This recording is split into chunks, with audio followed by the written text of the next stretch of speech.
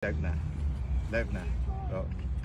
Yan. Oh, well, Kong, kamusta po si Tatay Digong ngayon? Okay naman. Tawa ng tawa, kwentuhan.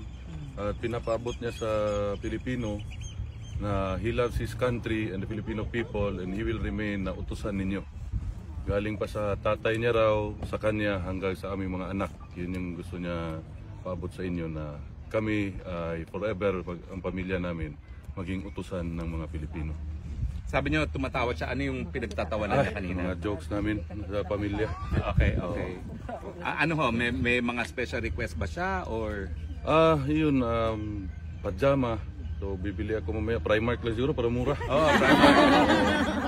Lado ng Primark. Tapos yun, brief, mga ganyan. Tapos itong jacket gusto niya. Hindi naman maiwan. Anong style ng brief?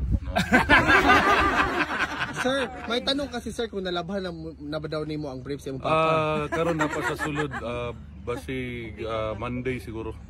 Depende sa mga security katabang mapaglabas sa iya. Okay sir. So dala dire kay mo ang labhan Itong mga ilabas, Dutch sir. security tumutulong sa kanya. Pwede gud ilabas. Merong isa nagluluto sa bahay, dinadalhan din sa pagkain sa loob. Ano ba ho, yung mga guards niya boboto na ba sa eleksyon? Pwede. Well, ano hon sabi niya tungkol sa eleksyon niya bilang alkalde ng Davao City? Yun, may message din para sa mga Davaoenyo na yun, salamat sa suporta at sa pagsalig sa Bisaya, pagsalig sa iyaha, sa among pamilya. Naka And may message siya kay Pastor, patawagan niya sa akin. So, later na lang kung makontak mo. Hindi ba? Nagpinapaabot yung happy birthday greeting niya kay Pastor. Okay. Kay Senator pala. ano naaabala ba ho si Presidente na nandito siya habang magkakaroon ng eleksyon? Hindi naman. Sabi niya nandiyan naman daw si Baste. Ayan na raw ni Baste. Kamusta naman po ang lagay natin sa Davao City? Ako? O siya? Yung buong pamilya po. Yung buong pamilyang Duterte po. Sana okay lang. Sana okay lang. Ano ba ho? Meron ba tayong kailangang katakutan sa mga katunggali natin sa politika sa Davao? Ayan, wala akong... Yan, hindi ko alam. Ito, ang Panginoon na bahala sa nila. Tapos tinatanong niya kung may maganda dito. Sabi ko marami. Anong klaseng ganda, sir? May Norway ganda, may German ganda. Sa pagkain po, okay na ba ho yung pagkain? Okay sa naman. Meron nga yung isang security linulutuan siya. Dinulutuan din siya. Dinadalan din. Mababait sila lahat. Ako na maglabas, sir. Mabuti naman. Napasyadagang maglaba nga Coke Zero. Padalhan lang namin. Ngayon, nasa ano siya?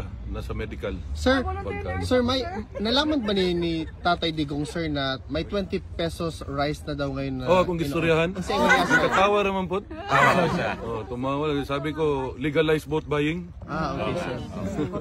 Correct. Sabi ko, bakit pildihono na sila sa Visayas? Maliban sa Boat Street, PDP Kong, plus 2, wala nang dinagdag. Wala naman. Pasalamat lang siya sa taong bayan. Yun lang. Paghuman na sa Parati eleksyon, niya ibalik-balik. Hanggang kailan po kayo dito sa Dahig? Secret! Hanggang nandito ka, may Korean beef nandito ka.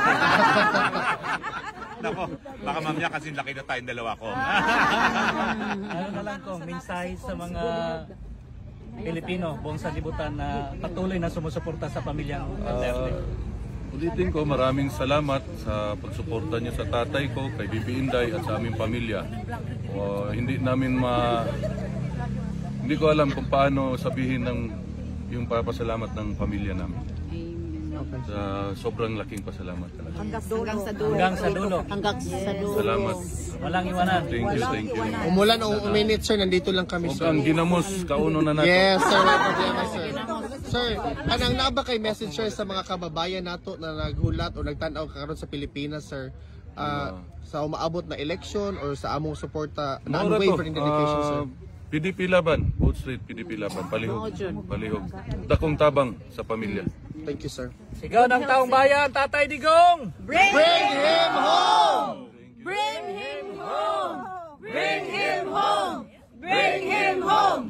Bring him home! Bring him home! Sige sir. Sige sir. Salamat. Wala problema sir. Picture na sila.